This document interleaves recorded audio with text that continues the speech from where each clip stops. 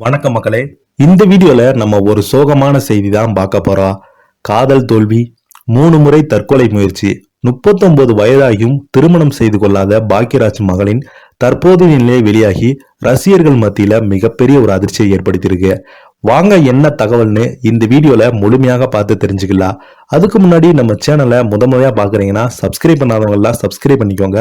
Bell button symbol அமைக்கி நம்ம சேனலோட நோட்டிபிகேஷனை எனபிள் பண்ணிக்கோங்க. நாங்க போடுற வீடியோ பார்த்தீங்கன்னா உங்களுக்கு உடனுக்குடனே வந்து சேரும். வாங்க என்ன தகவல்னு தெரிஞ்சுக்கலாம். 70-80 காலகட்டத்தில் பார்த்தீங்கன்னா மிகப்பெரிய ஒரு வரவேற்பு பெற்ற நடிகரும் இயக்குனருமான பாக்யராஜ் அவர்கள் முதல்ல தன்னுடைய வேலையை எப்படி தொடங்கினார்னா, பாரதி ராஜா இயக்குனர் இமயம் பாரதி ராஜா அவர்களிடம் உதவி இயக்குனராக பணியாற்றி படிப்படியாக மக்கள் மனதில் நீங்காத ஒரு இடம் பிடித்தவர் தான் பாக்யராஜ் அவர்கள். ஆரம்ப காலகட்டத்தில் பார்த்தீங்கன்னா பாரதி ராஜாவுக்கு உதவி இயக்குனராக பணிபுரிந்திருந்தார்.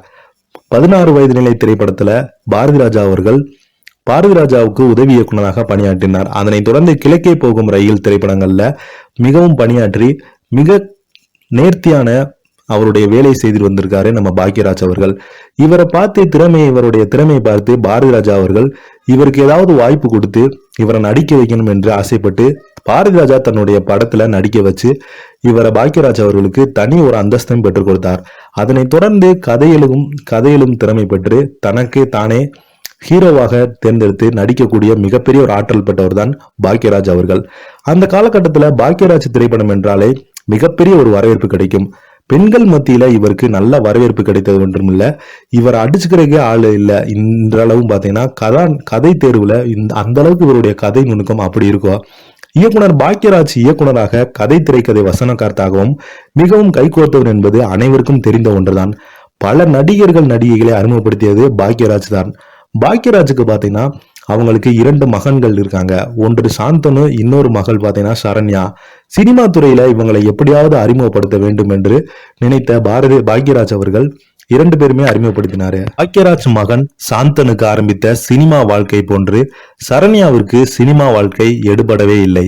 ஒரு சில படங்களில் நடித்த பாக்யராஜ் மகள் சரண்யா வெளிநாட்டில் படித்த போது காதலர்கள் ஏமாற்றிவிட்டதால் பல முறை தற்கொலை முயற்சி செய்திருக்காங்க சரண்யா அவங்க.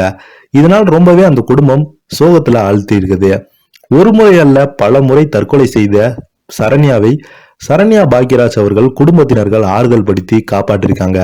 இதனால் பாக்யராஜ் மகள் சரண்யா வெளியில தலை காட்ட முடியாமல் குடும்ப விழாக்கள் மட்டுமே பங்கு பெற்று வந்திருக்காங்க. 38 வயதாகியும் திருமணம் செய்யாமல் தனிமையில் தான் வாழ்ந்து வரும் சரண்யா தற்போது எதை பற்றியும் கவலைப்படாமல் ஷாப்பிங் மற்றும் ரீடெயில் தொழிலை வெற்றிகரமாக செய்து வராங்க. இதனிடையே சினிமா விட்டு விலகிய பெண்கள் ஆடை அணியலை சம்பந்தமான விஷயத்தை செய்து நாட்கள் கழித்தும் வரும் இவங்க இதற்கிடையே நடிகை ஹன்சிகா மோத்வானியின் 51வது படமான மேன் படத்தில் சரண்யா ஸ்கிரீன் பிளே வேலையும் செய்து வராங்களாம். இதுக்கு நிறைய திரைப்பிரபலங்கள் ரசிகர்கள் எல்லாமே சரண்யா பாக்யராஜ் அவங்களுக்கு வாழ்த்துக்கள் சொல்லிட்டு வராங்க. இந்த வீடியோ உங்களுக்கு பிடிச்சிருந்தா லைக் பண்ணுங்க, ஷேர் பண்ணுங்க, கமெண்ட் பண்ணுங்க. நன்றி, வணக்கம்.